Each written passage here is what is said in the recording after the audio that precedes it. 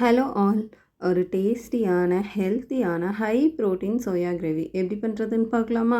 Stove on பண்ணி 2 class அளவுக்கு தண்ணி ஒரு பாத்திரத்தில் சேர்த்துக்கலாம். இப்போ அந்த தண்ணி கொதிச்சதுக்கப்புறமா 1 கப் அளவுக்கு சோயாவை சேர்த்து ஒரு 5 மினிட்ஸ் நல்லா சோக் ஆனதுக்கப்புறம் ஸ்டவ் ஆஃப் பண்ணி தண்ணி எல்லாம் பிழிஞ்சு தனியாக எடுத்து வச்சிடலாம். இப்போ ஒரு பேன் எடுத்து 2 டீஸ்பூன் அளவுக்கு ஆயில் சேர்த்துக்கலாம். ஆயில் சூடானதுக்கப்புறம் 2 கிராம்பு, ஒரு சின்ன துண்டு பட்டை, 1 டீஸ்பூன் அளவுக்கு சீரகம் சேர்த்துக்கலாம். கூடவே ஒரு 1 1/2 டீஸ்பூன் அளவுக்கு தனியா சேர்த்துக்கலாம். 1/4 டீஸ்பூன் அளவுக்கு மிளகு சேர்த்துக்கலாம். கூடவே 2 காஞ்ச மிளகாய் சேர்த்துக்கலாம். ஒரு சின்ன துண்டு அளவுக்கு இஞ்சி. எல்லாத்தையுமே இந்த ஆயிலில் ஒரு 2 to 3 மினிட்ஸ் நல்லா ஸ்லோ ஃப்ளேம்லேயே குக் பண்ணி எடுத்து கூட 4-5 முந்திரி பருப்பு சேர்த்து மிக்ஸி ஜாரில் நல்லா கோரஸ் பவுடரை அரைச்சி எடுத்துக்கலாம்.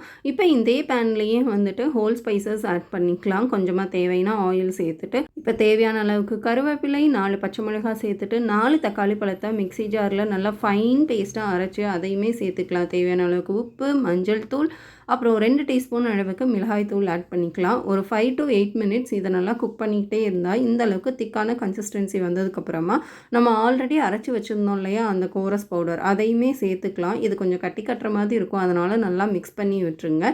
இப்போ இதில் நம்ம ஆல்ரெடி ட்ரை பண்ணி வச்சுருந்த சோயாவை சேர்த்துக்கலாம். இந்த மாதிரி நல்லா கலந்து விடுங்க. அப்போ தான் வந்துட்டு சோயா இந்த கிரேவியில் நல்லா வந்து மிக்ஸ் ஆகும். இப்போ இந்த ஸ்டேஜ் வந்ததுக்கப்புறம் 4 டேபிள் ஸ்பூன் அளவுக்கு நல்லா திக்கான தயிரை வந்து இதில் மிக்ஸ் பண்ணிக்கலாம். முக்கியமான விஷயம், தயிர் சேர்த்ததுக்கப்புறம் ஹை ஃப்ளேமில் இருக்கக்கூடாது, மீடியம் ஃப்ளேமில் இருக்கலாம், அப்படி இல்லைனா ஸ்லோ ஃப்ளேம்லேயே இருக்கலாம். இந்த அளவுக்கு நல்லா குக் ஆகி வந்ததுக்கப்புறம் கொத்தமல்லி தூவி இறக்குனா பூரி, சப்பாத்தி, தோசைக்கெல்லாம் நல்ல டேஸ்டியான high protein soya gravy ready ஆயிரும். மறக்காமல் ட்ரை பண்ணி பாருங்கள். எப்படி இருந்ததுன்னு கமெண்ட் பண்ணிடுங்க.